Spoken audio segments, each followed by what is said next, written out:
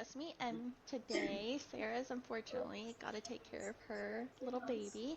But I do have a special guest. I have Trisha here with me. Trisha, do you want to introduce yourself? Hi, thank you so much for having me on. I really appreciate you taking the time. So I am Trisha. I am the vice president of a nonprofit in Kansas City, KC BookBeat. And I'm also about to be a published author. Yay! So many exciting things. This is great. Yes. So I am drinking water mainly. I've got my emotional support cup here with me. Um, Always. and then I've got Gatorade, and they're doing these mashups, so it's Oh, Cool Blue and Fruit Punch, how is that? which is new. It tastes good. I was just not. I don't know. When I ordered it from on my Walmart order, I expected, I didn't really like look too hard, and so it's been a surprise. Hmm, that is What are interesting. you drinking today? I have a venti pumpkin cream cold brew from Starbucks. It's a Yum. staple. We gotta have those. We gotta have our emotional support drinks. Absolutely. Um, Thank Currently you. reading. Is there anything you're reading right now? Yes, I just started. I don't know why I can never remember the name of the title. Um, it's a it's a fantasy book by Jordan Dugdale, one of my favorite local authors. Courting the Dragon Mage. I don't actually look at like the book covers I'm reading like to read the title. I'm like, this is pretty, but I believe it's Courting the Dragon Mage by Jordan Dugdale. Very nice. Oh, that's awesome. Um, I am reading one of my staple authors right now too. So I've been going on this Susie Tate book binge. Ooh, She recently had her book Outlier come out, and I had pre-ordered that, and I was shocked to find it in my inbox. I was like, "Oh, I forgot I did yeah. that." So I read that a couple of weeks ago, and then recently an ad popped up for one of her other books on like my social media. There's it's like a page and then it's got the background of like Yeah. books and whatever. Yes. Well, one of those Yes. I popped get up you. and I was like, huh, okay, well, I'll go back. And I was reading and then I was reading some more. And then so yesterday, I think I read like three of her books or something. I just could not get enough. I love her. So What's the working author's my name? way through Susie Tate. Susie Tate. Okay. She writes like sort of second chance books, but it's so they'll meet, have like an issue, and then they get like a second chance in that way. A lot of I love groveling. that. Yeah. Oh, we love that. That's really cool. I love it. So that's what I'm currently reading. Let's see. Our Fable read is, if you like fantasy, we're reading Shield of Sparrows. Have you heard of it? I am actually also reading that as an audiobook. So It's good, isn't it? it's so good. I was pleasantly surprised. I didn't think I would like it, but it's very good. And the audiobook narrator, oh my gosh, her voice is like the best. I am not really a romantasy girl. I just can't get into it. I haven't read Iron Flame. I haven't read any Sarah J. Maas. I haven't done any of it. And so Sarah wanted to read Shield of Sparrows, and I was like, Yeah. oh, I don't want to. But, but, I was like, I want to read, there's this other book that I want to read, so I should read her book, and then she can read my book, I gotta Yes, the compromise balance. here. Yeah, absolutely. And I like Devney Perry. I've read her before. Um, so I was like, okay, this won't be too crazy, too out of my comfort zone. And I sat down, I downloaded it, and it just sat on my Kindle for a little while. And then I was like, okay, you've got to do it. You just have to do it. So, and I I've been dealing with some health issues, so most of my day consists of me being on my bed, which is where I'm right now, or on my couch, which I will be later. You migrate, yes. um, I migrate. And I opened my Kindle and I read that entire thing in one day, and it is so good.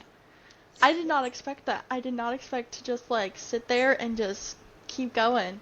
So I'm I love rereading that it for you, right though. now. I'm I gonna know, have to check I out the didn't know what to audiobook. expect.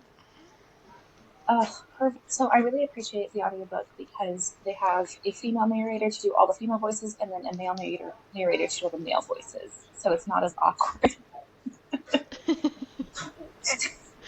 I hate when you have like a That's so male voice cool. trying to do female voices.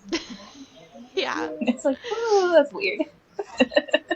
I tried to get into audiobooks, but that problem kept like coming up where I'd be like, "Oh, I just can't do it. It just sounds the So, same." Because yeah. I grew up listening to Louis L'Amour audiobooks. Do you know who that is? Yes, I do. Absolutely. Okay. Yes. I'm not sure how many people do, so sometimes I have to Yeah. check. No, I understand. He's a Western author for people who don't know. And Mm-hmm. my dad is a very sweet old man who he's 73. So I grew up on a lot of the old things. And he loved these dramatizations, which had like horse clopping and the gunshots and the water trickling and everything. So that's what I thought all audiobooks were. So when I got to now and started trying to listen, I was like, what is this? Where's the sounds? What am I doing here? So, Have you listened to anything on graphic audio? no, what's that? You, oh girl, I have something for you. Graphic audio, I listen to all of the ACOTAR and Fourth Wing, I think. I don't know. Graphic audio, you can find them on like Audible, and I think the library, like Libby app, sometimes has them too, where it does have like the sound effects and it's like a whole cast, and it's basically like that dramatization. So you might like this better because I like them because I'm like, I want somebody to like perform for me. Yes. Yeah. That is so cool. I So like have it's Libby good. through my library. I'm gonna have to check that out. Graphic I audio. might be Okay. lying to I'm you. I don't know just if Libby has the graphic audios, but That's okay. I feel like they do. Well, I'll check them Highly out recommend. and I'll see. I'll Yes. report back. Yes. Please, please do. Please let me uh, know. I'm just writing some notes so I don't forget. Um, 'Cause that's so cool. I didn't know that was a thing. Cool. Mhm. Yeah. Cool. Okay. Um, what's next? What do we normally talk about next? Oh, the name of the episode. Why you're here. Let's do it. Yeah. Okay. Okay. So, the whole reason Trisha is here is because we're doing, um, well, some of you may know, I put out on our social media a question asking authors to reach out if they'd like to be on our podcast. We really want to support authors. It's a hard knock world out there, and then I got a very cool message from Trisha talking about her um, advocacy group, nonprofit. How would Nonprofit. you describe Yes. it? Nonprofit. Oh, yes. Yes. It's magical. That's So, how I describe it. I'm really excited because our next episode, episode 6, we wanted to talk about advocacy groups that we love. And so, unfortunately, since Sarah isn't here, we're doing sort of a minisode, and then Sarah and I will do more of a beefed up episode about other things. But since we have Trisha here, we get to hear all about this lovely group, organization called KC BookBeat. So, Trisha, take it away. Please tell us everything. Oh, do you have like a full month for me to tell you everything? No. So, KC BookBeat, we just had our year birthday anniversary, I guess. And KC BookBeat is a nonprofit organization based in Kansas City, Missouri. And basically, the founder, Stacy, she saw a great need for community amongst local authors. Like, writing is very isolating. And so she was like, well, I can create a community. I want to help. I want to help them find each other. You know, I want to. She had like Yeah. Stacey has so many amazing resources, and then like after she founded Casey BookBeat last August, within a few months she discovered me. she, she found me and adopted me basically, and we both had the same mission. Like I really want to help like the local authors and give them that sense of community and help them with marketing and formatting and just create this whole little like Yeah. hub of people supporting people. And a year later it has turned into this way incredible massive thing. On our board now we have 6 members and all volunteers. Like none of us get paid to do this. So That's we're working for full so time for cool. free. And half the board, actually, well, now that I'm an author too, that's so weird. Over half the board are indie authors, and so we understand the struggle. um, so we do big events every year. So like in November is our big like flagship event, Lit&Libations. It's Great Gatsby themed, so we're super excited. That's so cool. And so It's called yeah, we have Lit about and 50 to Libations. yes. Sorry. No, no, please interrupt me. I'm gonna just ramble. So, yeah, Lit and Libations, we have about 50 to 60 vendors, local authors, as well as bookish vendors come, and it's like a little miniature con sort of thing. Um, yeah, we have like lovely cocktails, we have food trucks, just a really nice, elegant time for people to go and like browse, browse their wares. But yeah, we've done things like we've had in the spring we had a children's event, like author event. That was a lot of fun.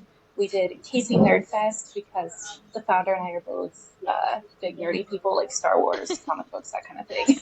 Lord of the Rings. Yeah. Um, and we've also held like author workshops. We partnered with the local library this summer to do Queer Ink to lift up like the LGBTQIA community. So we're really passionate about like all the communities. That's Um, amazing. Sorry, I'm just yeah, gonna so we move my you're seat just a okay. little bit better. Sorry. Okay, you're okay. So yeah, we just it's one of those things where like Walt Disney said it best: if you can dream it, you can do it, and that's pretty much what we're all about. We have now. It's been so nice having more people on the board, and then even just other people like, hey, I want to help. I can't be on the board, but like, how can I help you? So Hmm. many people are just finding community, and they're finding friends, and like writing groups have been starting to pop up, and like That's it's so been a cool. big ripple effect. So I could just go on about it. Our community is so amazing. All the authors here are just the best. Well, I love it. I am supporting one of my good friends from high school in as sort of her PA, and Ooh, it's been really hard for her to find people to help, and Threads has been really helpful, but I'm definitely going to talk to her about this because yes, this is yes. something that I just love that you guys put it together. So, tell me a little bit more about how people can get involved, either as volunteers or as authors looking for community. Yeah, so we are based in Kansas City, but we are more than happy to help other people. Like we have some people out in Wichita, Kansas, which is like 4 or 5 hours away from us, who were like, "Hey, I want to start that." So Stacy and I were like, "Okay, let's talk about it." So, we're not going to gatekeep. We want everybody to have what we have. So, they can always reach out to me or Stacy or the KC BookBeat, any social media's accounts if they want information to get involved, whether as a vendor or wanting to do it themselves in their own town. We want people to thrive. So people are more than welcome to DM me on Instagram or Threads. Like, as long as you're not spammy or selling me something, I'll absolutely answer. Completely reasonable. Yes. That is, I just love, I just love this. I have noticed how important it is to bring people together. One of the authors that I just arc read for, she made a mistake with her book, um, and she got hammered really hard by one of the other ARC readers. Oh. And it blew up on threads, and the poor thing has just been devastated. And she didn't realize that what she was doing was going to come across as offensive. And this particular ARC reader was supposed to be a sensitivity reader as well. And so she thought that like they would come to her, she could get it figured out. What she didn't expect was them to take it to threads and then just try to decimate her. And so it's been really hard for her, but the other authors in the group have been super supportive in a way that Oh. um, ARC readers, like I'm just an Yes. ARC reader, but it's different when you understand like being an actual Yes. author, and so I think that community is so wonderful, and I'm just so glad you guys did this. Like I think it's just so cool that you guys were like, you know what, this is a place that needs us and Mhm. made something. It's beautiful. Thank you. Yeah, it is quite wonderful. And as far as like the hostility of the online book community, because I'm a big part of TikTok, like book talk, kind of on Threads and Mhm. Instagram as well. But like, you're right, people are gonna like crucify you publicly so fast. So having people on your side already were like, hey, I am drowning online. Can you help protect me? It's so important. It's so helpful. Yeah. Yeah, that's something that Sarah and I have talked about some is the hostility on book threads and book talk and Mhm. bookstagram too. I feel like Yes. threads seems to be the worst, but that's the one that I'm mostly on besides Instagram. Mhm. And I think you can make a mistake and apologize, and if you make reparations, if you're honest and forthcoming and willing to change and everything, I think forgiveness is okay. But Yes. and there's some things that obviously as a white woman I can't accept forgiveness, Right. or like I can't accept the apology or whatever.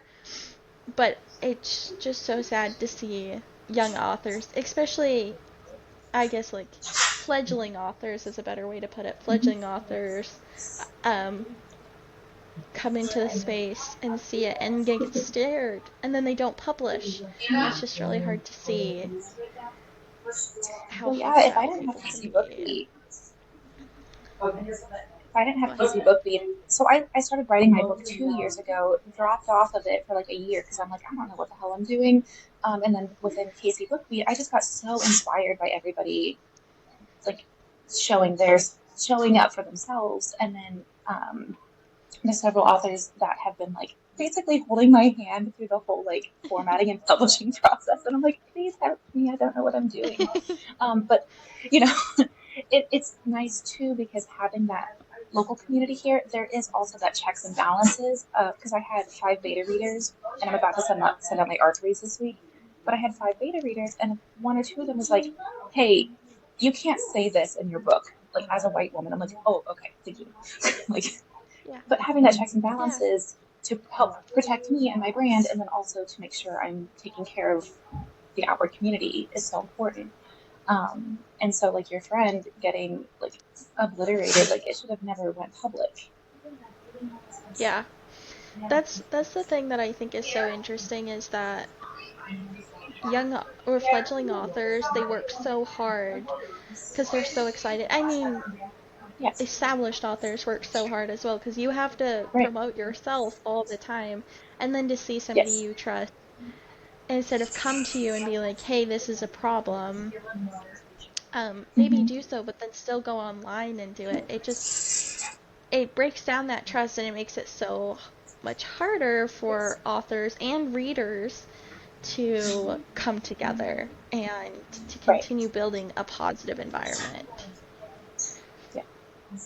Yeah, that's pretty much what we're trying to do is create this like positive like little biome, and anybody's welcome. Like we definitely want anybody who's an author, thinking about being an author in the bookish community. Like we have bookish creators, like craft people involved too, like That's awesome. bookstores. Like we want anybody involved. You know, it's hard out there in This is great. 2025. It is. So, my next question is, how can people donate? Is there a way to donate and help fund activities? Yes, so a lot of our donations go, so we're nonprofit, so all of our donations go right back into the machine. A lot of it is for like to have better events. Marketing is kind of a big one too. So we have our website, kcbookbeat.com, and our sponsorship and donations are through a platform called GiveButter. But if you go to kcbookbeat.com, you can find our donation sponsorship link. And we do have sponsorship levels too. So if people want to be a sponsor, they donate to us, and then they have different tiers to where like their brand or whatever might be in our biannual catalog that we have. We Cool. have different ways of thanking people for being supportive. So gratitude is very big in our values. That's amazing. So, let's see. We talked about where you guys are, how y'all got started, how you can donate, events and everything. Okay, tell me a little bit more about this November event coming up so that we can get all the info out since it's coming up. Yeah, so Lit&Libations, like I said, is our flagship event. So that was the first event KC BookBeat had last November. And it's just a really nice night. So it's up in Liberty, Missouri. Um, we have the address and stuff posted on our socials. The event page is on our Facebook. And we have about 50 to 60 vendors coming. I'm going to be an author, which is really weird. and yeah, and so it's basically just like kind of like a think of like the artist alley at a con, like at a Comic Con or something. It's Yeah. just a giant room filled with creativity and laughter and wonder and alcohol.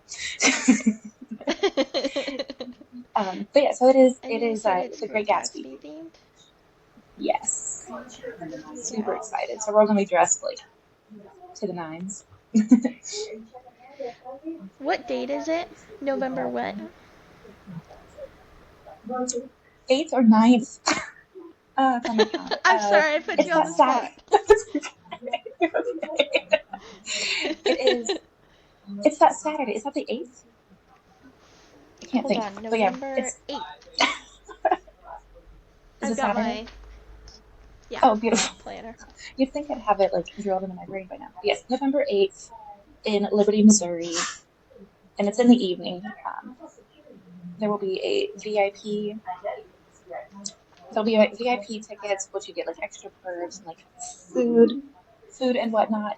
And then you get general admission. And then we do have, because we know times are tough, and we really want people's money to go to the vendors as much as possible. We don't want to have a ton of like big ticket sales. You know what I mean? We want it to be affordable for everybody. So Yeah, we will have a time slot where it's like super cheap tickets to get in, like under $5. that's amazing. So I yeah, I just love this so much. This is amazing. I cannot wait for this episode to get out and to share with it's gonna be everybody. sick. Um, I'm just so grateful you reached out and Yes, thank you. agreed to do this with us too. Yeah, I really appreciate what you guys are doing. It's really important that we have more people like building that community online as well.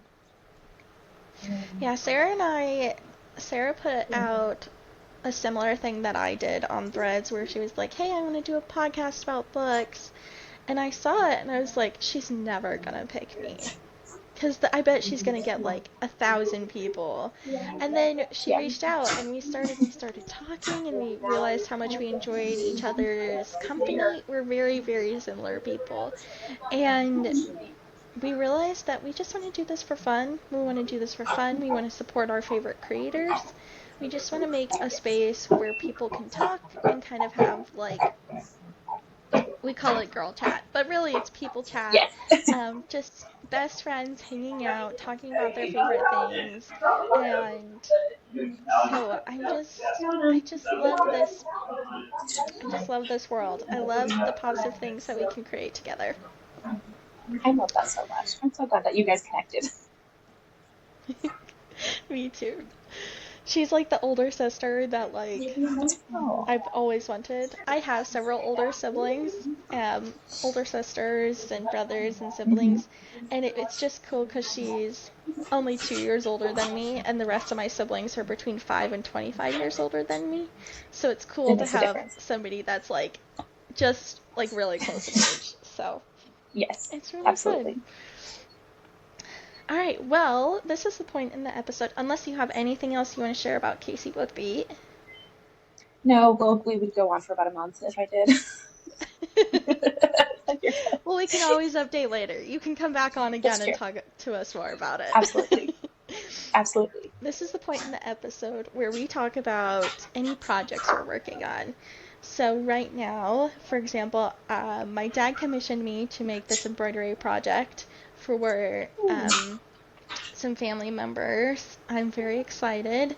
It's going to be, I'm replicating something of his that he wants made for a couple of different people. And so I'm nervous. This is the first time I've been commissioned Ooh, to make something. that's But I'm exciting. really excited about it. So, do you have any fun I love projects you're that. working on right now? So I'm a serial hobbyist. So I'm working on an embroidery project. I'm finishing up a bookbinding project, and I am starting a painting. But my my biggest project that I'm really excited about right now is Stacy, the founder of KC BookBeat, and I are absolutely insane, and we are opening up an event space called the Story Loft. So That's amazing. it's an ugly building right now, but like we're gonna make it Okay. cute and really dress it up and use it kind of as KC BookBeat's second home, and then just again expanding community. That's amazing. But I love that that's you're our current calling it the project. Story Loft. I can't hear you anymore. Hold on. Oh, I'm so sorry. Did my headphones cut out?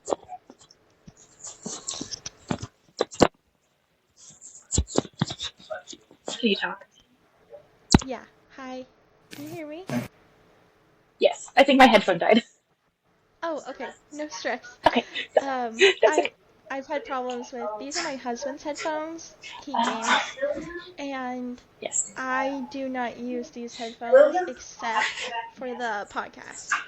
And um, I've had some unfortunate incidents of not knowing what I'm doing with them. So I thought it would be That's okay. fun. It was me. Well, what was my question? Oh, the Story Loft. How did you Yes. come up with that name? I love that. Um, if I'm being honest, we just took some edibles and we're talking about ideas at night. It was just like, That's the that's the way to I mean, it's the edibles. go. So that's how. If you go back and listen to our first episode, Sarah and I talk about how we chose our name, and Mm-hmm. we had both gone on and to Spotify and YouTube and just thought up names and kept typing it in, and then we got on a Zoom call to talk about it, and we just couldn't figure out anything, and we finally got on to Love Lore Lattes, Yes. and except I don't drink coffee. So I was like, well, what if we did Mm. lemonade? So now it's Love Lore Lemonade. But really, truly, we didn't take edibles. We're just a little crazy. But you gotta do what you gotta do, you know? It's true. Whatever works. I, yeah, I just love that you guys went, this is what we're gonna do. And it turned out amazing. Yeah, her and I are both Pisces and dreamers and insane people, so the sky's the limit. It really is. Well, I just gotta say thank you so much for coming on and talking with me. Yeah. And I just love that we get to spend time and hang out with each other. Yes, I know. You are wonderful and delightful. Thank you so much for taking your time. Thank you. And I just love your vibes, your energy. This has been so much fun. I was really nervous about this. This is our first Oh, well, interview, and so I was nervous, but you have yeah. just been amazing. So thank you. Well, thank you. I really appreciate that. But yeah, anytime I have a whole bunch of authors and like great people in the community, and then once this episode airs, I will push it out to everybody because I think you guys should blow up as a podcast. Thank you. All right, I'm going to